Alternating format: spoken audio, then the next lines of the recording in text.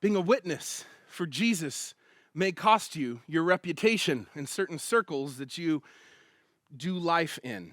It may cost you your reputation at your workplace. It may cost you your reputation with friend groups that you previously rolled with. I remember when I made a decision to follow Jesus and I was all in, my friend group unfortunately radically changed in what seemed like a matter of days.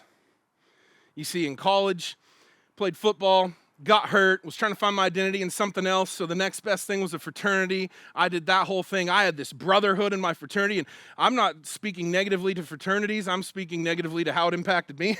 And I was chasing after all the wrong things, but I had these brothers that I had developed relationships with around a false identity and an insecurity, right, rather than in the one who makes me secure. And so as soon as I committed my life to Jesus and an ideology that followed biblical principles, those things didn't necessarily line up anymore. And these relationships weren't around long enough, like maybe some of our childhood friends, where we worked through it and we really stuck with it. It was like overnight, it's like, oh, Chris, he's in ministry now. I would stay away from that guy, right?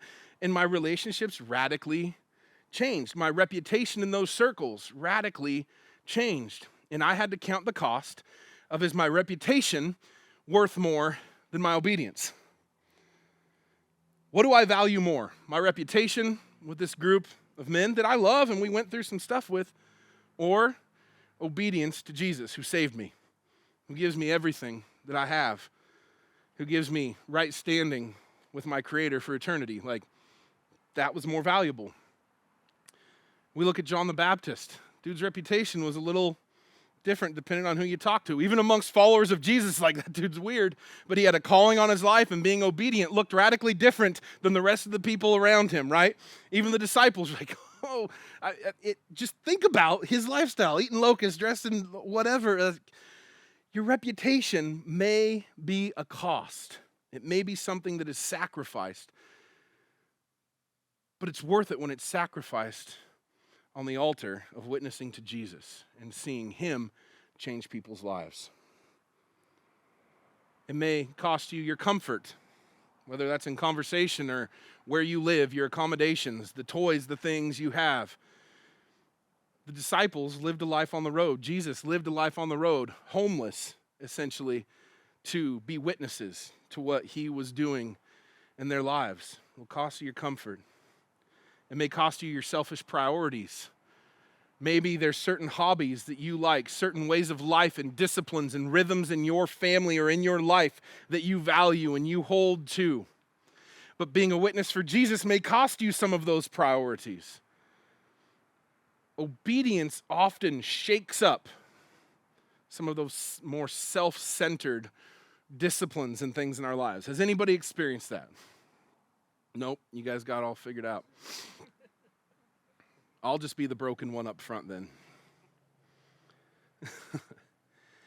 There are a lot of things that I loved to do before I gave my life to Jesus. One of my favorite things to do was to coach young men and women in track and football. That was my thing. I loved coaching them. But that takes a lot of time to do that well. And there came a point where my first year in ministry, I tried to do both, and I was just horrible at everything. Like, I couldn't do any of it well. And I felt God calling me like, nope, you're going to give that up.